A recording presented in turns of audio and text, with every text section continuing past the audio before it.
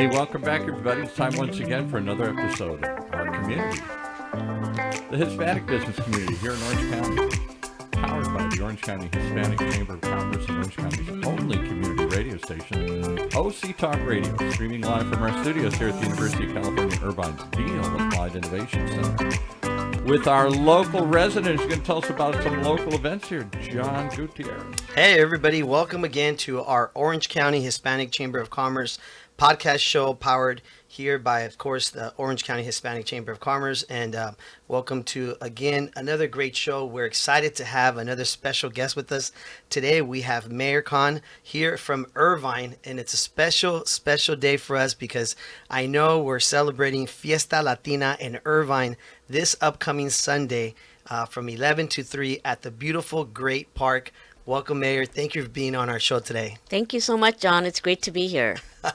Well, you know, for everybody, of course, out there listening or watching, Irvine is just such a beautiful city. I've been a resident over, I think, 15 years in Irvine. My son goes to Northwood High School. Awesome. So thank you for all you do in the community. And also thank you on behalf of our president, Ruben Franco. He wanted me to make sure I thanked you, of course, for the grant. If you can eventually elaborate, we'll go into that a little bit later about the event and the grant that Irvine is providing for many businesses right here locally. Yeah. We'll definitely go into that. But first and foremost, what we like to do here on our show is we like to get to know you as a person. Just, you know, who is the mayor of Irvine? If you don't mind sharing with our listeners and our viewers a little bit about yourself. Absolutely. And I don't know how far back you want me to go, but I basically grew up in San Francisco. And then during my high school years, we were in the East Bay. And I went to UC Davis and moved to Irvine in 2004. And we moved because my husband wanted to start his own business, and he works a lot with the television and movie studios. And so, you know, we were looking for where do we go, spoke to some family and friends, and they were like, oh, check out Irvine, because you got two little kids. They were 1 and 3 at the time. And so when we came to Irvine, we were like, oh my gosh, this is it. This is where we want to be. And that's where I got started. And my background is in biotech. So I was a regulatory affairs manager for a biotech company, Chiron, out in Emeryville. Later became Novartis. But when we moved to Southern California, you know, I wasn't hired, couldn't find a job right away. And then so I started focusing on the business side and helping him establish his business and doing whatever I could. Shout out to the husband real quick, huh? Yes, absolutely.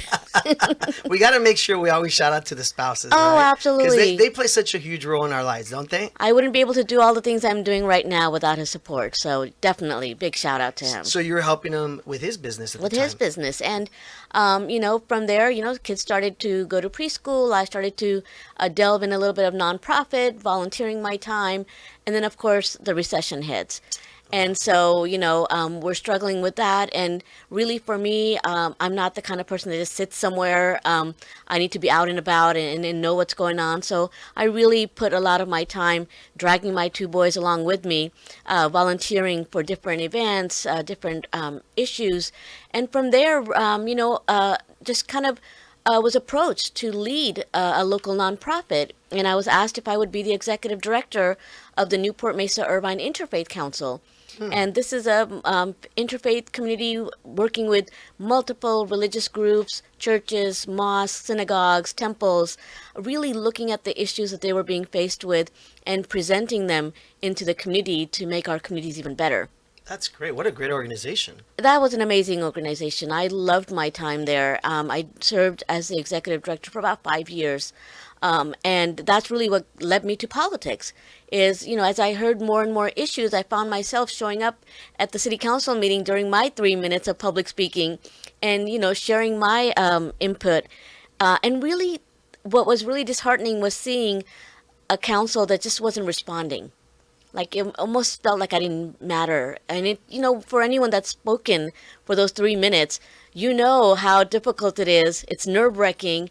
You're writing your notes, making sure they're within that 3 minutes. You're practicing them. You get there, and it's nervous. You stand on that podium, and you say what you have to say, and then you're like, okay, nothing happened. So for me, I was like, all right, let me find people that I can support. And I started, you know, volunteering some time on political campaigns. And it wasn't until 2014 I was volunteering Um, and I was talking to a group of people there, and we were talking about the need for diversity in leadership roles. And it was the candidate's husband that, said, "Well, I hope you're not thinking about running for council." And I said, "I'm not, but why not?" And he said, "Because people like you with names like yours are unelectable." Ooh, And no one in the room said anything. wow. And so as I'm driving home that night, I'm fuming. I'm just like, what in the heck? What did I just hear? You don't tell a woman like that, no. Oh my gosh, like, you don't know me. You don't know me.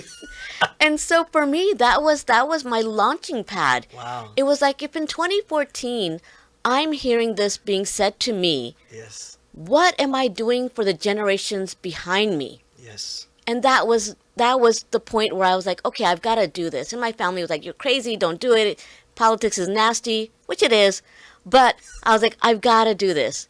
And so I ran for the first time in 2016. I didn't win, but I think I gained a lot of attention. A lot of people started to get to know me, and they asked me to run again in 2018, where I came in first out of 11 candidates. Good for you. And then came 2020, we're dealing with the social injustice rise and the pandemic. So I ran for mayor, beat the incumbent, ran again 2022 for re-election, and here I am.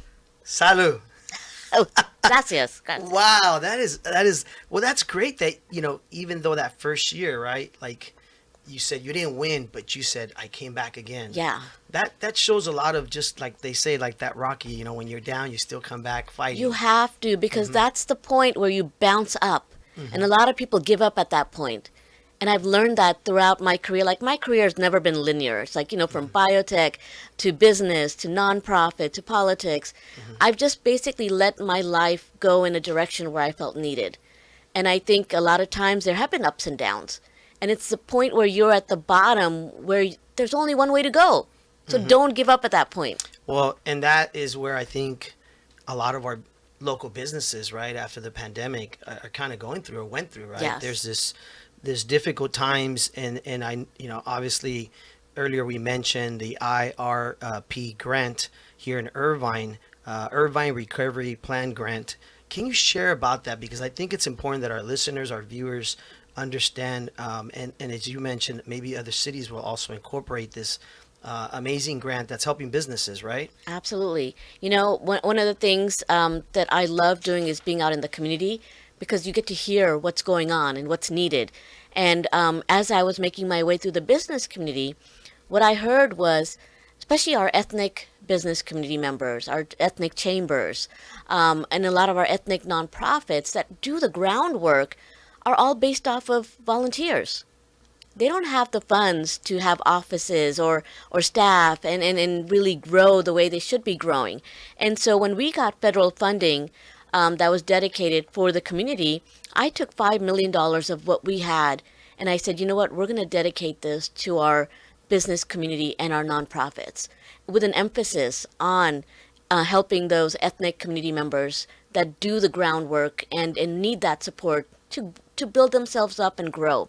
And I think, being able to see that money roll out into the hands that are actually making the difference in the communities is so important and so wonderful. And I really hope that other cities take this model and use it as well.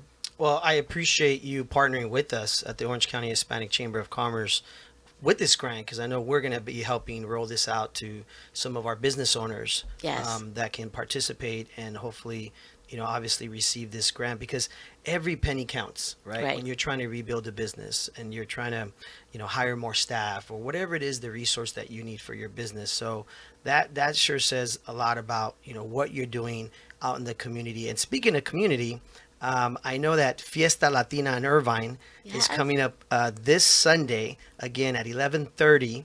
I'm sorry, is it 11 a.m. to 3 p.m. On Sunday at the beautiful Great Park. And let's talk about that. Let's dive into that. I know last year was the first year that it was created, That's right? right. That's right. This also, just being elected mayor in 2020, one of the first things I did was establish the Diversity, Equity, and Inclusion Committee, because I wanted community members that were speaking up to have a seat at the table to talk about policies and processes that weren't working for them, that we could improve and really make sure that we were being inclusive. with all our community members, and some of the work translated into why aren't we celebrating ourselves? And so when we decided, what was missing, we saw that we were missing Hispanic heritage. Like, why aren't we celebrating Hispanic heritage? This is such a huge part of our community. And so the first year, we decided to do this. It was a learning lesson, so we learned, but this year we're back again, and I'm so excited. And I hope that, this is important for our Hispanic community, but also for the community at large to be able to come out, experience the music, the sounds, the flavors, get to see all the organizations, and really become that integrated community that we are. I think that's beautiful that you share that, because being a resident in Irvine, myself for 15 years, my son, who goes to Northwood High School, had to do this project recently, actually, on Hispanic Heritage Month. And one of the things that he did with his group of students was talk about carne asada and barbecue, and how it plays a huge role in our families, in our gatherings. And he even showed him what we do and how we do it, because he loves barbecuing. And so I thought that was interesting, because something so simple, yet is so meaningful, because he is one of a few Hispanic kids in the whole school. Right. And so his classmates wanted to learn about this. Which to someone like us being Hispanic might not be a big thing, right? But for others that want to learn about the culture, it plays a huge role. And so this Fiesta Latina in Irvine, it's a great platform, right? A great community event. I was there last year. You had different entertainment. You had, of course, a lot of partnership. I know UCI, right? Is one of the main partners in it. Absolutely. And they're back, Alberto's one of our board members. I know he's very involved in this event. And I know you had a lot of cool food trucks. I think they had one food vendor there was doing the corn, the famous corn, right? That everybody loves, with the cheese and everything. And it was also great to see all the kids, the children, the parents. It's a free event. It's a free event, and we want everyone to come, young and old, because it's a place for you to gather, get to know one another, make new friends, and really build the community that you want to see in the future. What I love about the Great Park, for those of you listening for the first time to our show or don't know what the Great Park is in Irvine, what I love about it is so easy to get off the freeway, off of Sand Canyon, right? And hang a left and hang a right, and you're there. And then the parking is huge, so there's plenty of parking. There's plenty of parking, so there's not going to be an issue with parking, that's for sure. That's what I loved about it last year. I pulled in, and then you have tons of people helping in the parking area, like pull in, park really easily. Very safe for the family to cross, from the parking over to the event. And when you walk in, there's this really great feeling of just, first of all, you're like, this is Irvine? The event is really cool. You've got a bunch of stuff going on. And so for those of you listening, Sunday, 11 o'clock to 3 o'clock, this Sunday for Hispanic Heritage Month, of course, that's kicking off this weekend. Fiesta Latina in Irvine. Share with everybody, if you may, a little bit about, what is the future of this event? What do you guys hope for? For those people listening out there, there might be a lot of businesses, wanting to get involved with this. Absolutely. Yes. The future of this event is really, how do we bring our community in? And so if you're a business owner or an organization leader, or a food vendor, let us know, because we'd love to grow this festival and bring more people in, bring more options for people to try out, and really diversify it as much as possible. So we are looking at making this a staple event in our city for years to come. Well, I know last year when I attended it, there was also a section there in the back where it's closed in, right? And in the hangar? Yes, the hangar, and they were doing stuff for the kids. Can you share a little bit about what was going on there, if you don't mind? So really, it's providing activities. So whether it's making something or drawing or coloring, there's something there for everyone. Young and old. So like I said, if you want to dance, there's going to be lots of music. So come out for the dancing. But the hangar itself, make sure you go in the hangar, because outside of the activities, depending on what's going on at what time, there's opportunities for you to learn, see other vendors in there, look at the projects, and really get a feel for what the Hispanic community is all about. I remember when I attended last year, there's a lot of vendors that are there also giving out free, little little goodies and things like that, right? And so you get a cool bag with one of the vendors, and you walk around with your family or kids, and people are just giving you stuff. They're just giving you stuff of information, good resources, Exactly, yes. right? I remember being at one of the I can't remember the name of it, but they even had like a whole thing about dinosaurs or something, and I thought it was really cool, and I took it home and I showed it to my younger boy Eli, and he was like, he loves dinosaurs. Right. He was like, Dad, this is really cool. I didn't know at the time, it was going to be like a children's also event, because I'm so used to going to events that are more like just adults, mixture of business. And so this year we're excited to go out with the family. Absolutely. And that's really important for us is, when we're celebrating culture, it's not for any particular age group. We want this culture to be introduced and just cherished by people of all ages. And I also have to do a shout out. Come by my booth. We have an amazing backdrop that you'd love to take pictures with. So come by. It's going to be a lot of fun. My staff have been working day and night on this. So. No pressure. No pressure. Shout out to the staff, because I know that. And first and foremost, I want to give a shout out to all the people organizing and planning this. Absolutely. It takes a lot of work. It takes an army to put together these events, right? It does. And, the dedication is there. Like when you come, just come knowing that you're going to be welcomed, you're going to be taken care of, and staff is there to make sure you have a great time. So that's what we do. We serve. Can you share a little bit about the Great Park? Because I think that's important. We talk about this. It's going to be at the Great Park, and it is such a beautiful venue. It's just an environment that provides. I know Paul was talking about the orange balloon that people see right off the freeway. That he won't go on with me. A little scared. A little scared. So the balloon, it only goes so far, right? Up? Is it? Yeah, it's like, what is it? Like 400 feet or something like that? Yeah, it's not too bad. That bad. Yeah. John thought it went up like 40 feet. John's laughing, but I said I'll go up if he goes up. I will. And I put an invitation. I said, if you both are there on Sunday, I will take you up on the balloon. I'm a little scared. I'm a little scared of heights, but I will. We'll see how many of you show up that day, and hopefully encourage me to get on this balloon if Paul shows up too. There you go. I love that. Yes. If you get come out and help me get him on the balloon. Yes, you might have to carry me on this balloon. But it's a really cool balloon you see right off the freeway there, right? You see it from everywhere. Sometimes even if you're like flying into Orange County, you'll see the balloon. Yes. It's a big orange balloon. Yeah. Really is the Great Park itself, 1,300 acres. Wow. And once built out, it will be the largest metropolitan park in the nation. Really? Bigger than Central Park. Wow. And so when we got this news, it was quite amazing, because right now, we have the sports park built out. We have the Palm Court with the art galleries built out, the balloon, the visitor center. But what's coming next in the next 7-8 years is what we just passed recently as the framework plan. And you're looking at meadows and forests and lakes, an amphitheater. You're looking at the cultural terrace side with the Flying Leathernecks Air Museum coming in, Pretend Cities Children Museum, and then, of course, Orange County Music and Dance, but then also the Veterans Memorial Park and the Botanical Gardens, really honing in on the El Toro base that it was. Can I just chime in for 2 seconds? Sure, Paul, go ahead. Yes. I forgot the gentleman's name. He's retired Brigadier General, I think, or something, but he was on one of our other shows talking about the Flying Leathernecks Museum. General Aguilar? That was it. Yes. General Aguilar. Okay. Yes. And we were going to say, we got to get him on your show here. We got to bring him on. He's amazing, and he's been such a great partner. He lives in San Diego, I think. Yes. And he's been trying to advocate to build a bigger museum, because it's a small kind of little memorial or something, but there's some planes and stuff there. Wow. A couple of old planes. Yeah, I've seen the planes. Right? Okay, so the planes, what you're seeing is not even the whole of it. Yes. So basically when the Flying Leathernecks Air Museum shut down in Miramar, this was maybe a couple years ago. Right. I got on the phone and I was like, well, where's everything going?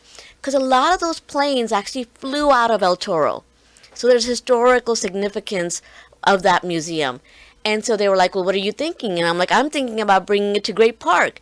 So then General Aguilar reached out and he was like, are you serious? I'm like, yes, let's get a meeting going. Let's figure this out. Because they still got all the planes. It just got nowhere to put them. I don't know where they're stored right now. Maybe the planes will be coming to Irvine pretty soon. Really? We're moving forward. We're moving forward. So it'll be like part of the whole museum.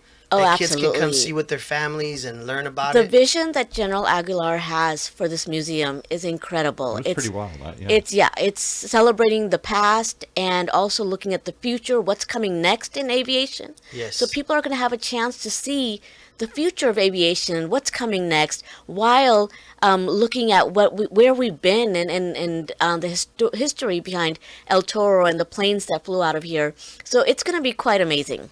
I think, first and foremost, let's thank all of our veterans that are listening to us for all they have done. Absolutely. And the fact that Irvine is bringing this to the great park, that is some exciting news. You can't forget what this land was, right? Exactly. It was the base, and there's so much history and memories that we definitely wanted to make sure we honored it well. And I think that's what makes the great park so beautiful is that, when you arrive on Sunday, for those of you who haven't attended, please come out Sunday from 11 to 3, Fiesta Latina in Irvine.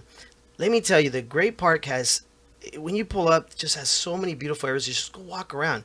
We used to go there with my brothers to play volleyball in this community volleyball tournament that there was with my Yeah. nephews, and we thought, wow, we never knew there was these cool volleyball courts over here, right? And then we saw the beautiful basketball courts there. We're like, let's Right. go shoot some hoops, right? There's an ice skating rink Yeah, over there. exactly. There is, yes, Exactly. 3 sheets. Yes. Yes. That ice skating room is It's amazing, yeah. amazing. For those of you that don't know, yes, this beautiful ice skating ring at the Great Park. And can I ask one more question here? Sure, 'Cause last time the mayor graced us with her presence, she was talking about something that she's more familiar with. I'm not. Weren't you talking about trying to bring cricket? Cricket, my goodness. Yes, we're still trying. We're still trying. We actually were able to create a cricket pitch at Cypress Village Park for our youth groups to be able to play because they're competing. Yes. But if you don't have the right pitch, you're not practicing well and you're not training well. So we got the pitch built. We're actually working with a international league to get a stadium built. And right now it's just finding that sweet spot that we can call the stadium as our home base. And we were looking forward to possibly hosting the World Cup here. What? And so that'll be amazing. Are we hearing this on our show for the Yeah. first Yes. time? The possible work. I mean, let's be real here. Hispanics do love soccer. Yeah. So if you're trying to bring the Hispanic This is community cricket, though. This is to Irvine, cricket. This is oh, a I'm British- sorry, this is a Cricket. Oh, I thought you British- meant soccer. Okay. No, cricket. Yes. There's a World Cup for cricket. I didn't know Yes. this. Cricket is huge in Pakistan and India and places like that, as well In as Europe, I've been learning in a little bit about it at my son's high school, Northwood. Yeah. When I take him to football the practice, predecessor to there's always a baseball. few It's- gentlemen yeah. there playing in the big fields. They've been playing cricket, and I've been asking them questions. And Right. They were giving me some of the rules. Some can go for days. Oh, the yes. Games, right? Yes. I'm like, what do you mean days? Yes. They're like, it can go for days. Some are like, well, there's some that have a time limit. Right. But some that can go for days. Wasn't Yes. the last president of Pakistan a cricket star? I think he you was, yes. said? Imran Khan or something? Yes.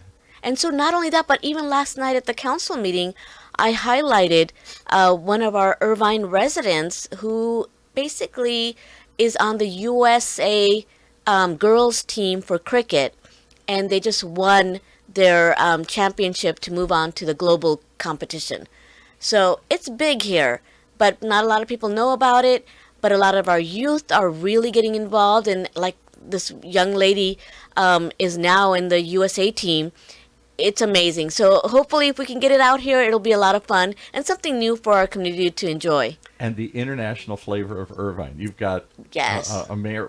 Your heritage is what? Is it Pakistan, yes. Pakistani. And so you've got a Pakistan mayor in a city that's hosting a Hispanic festival that's thinking of bringing cricket and celebrating the all-American heritage of the Air Museum. And my father went through there in World War II. Yeah. But I think that's what the mayor was talking about earlier, right? When you wanted to become mayor here, Yeah. you wanted to bring that taste of ethnicity, cultural, right? Because Diversity, diversity. It's really beautiful to be able to share with people, everything from the sports, Right. to the music, right, the literature. In this case, the food also, Right. I mean, I know Sunday, for those of you that like, Hispanic food, Mexican food. Last year when I was there, I was trying to be very good about my diet, but it's so hard when there's all this delicious food, Right. right? It's so Give hard. yourself a day off that day. That's like the cheat day. So Sunday Yes. will be your cheat day on the diet. But don't eat until after you go up in the balloon because I don't want you to throw up. No. We're still not sure about the orange balloon. I might have to buy somebody lunch to go up there for me. I'll be like, I'll buy you lunch. Can you do it? I like the part where we have enough people that they just carry you on to the balloon. I think so. A bunch of my friends or members of our chamber are going to be like, let's go. Let's motivate him to get on there. What do you say as far as what's the future of what's going on in Irvine? Can we share a little bit about that? Yes. I know the Great Park is obviously a lot of good things happening. Right. But in general, what else is going on? Because I live in Irvine and I love all the parks. The parks are just beautiful in general. I love taking my kids to all these different parks, Right. What can you share with us, Mayor, that our listeners can know about? Irvine, during the last census, was listed as one of the fastest growing cities, top 10 fastest growing cities in the nation. And it's growing because we're pretty young. We're like 51 years old. We've got space to grow. And at the same time, we're very attractive. We've got some of the best schools here, the best parks. 1/3 of our land is open space. So you don't even have to drive far. It's 15 minutes and you're in the hills and hiking and biking.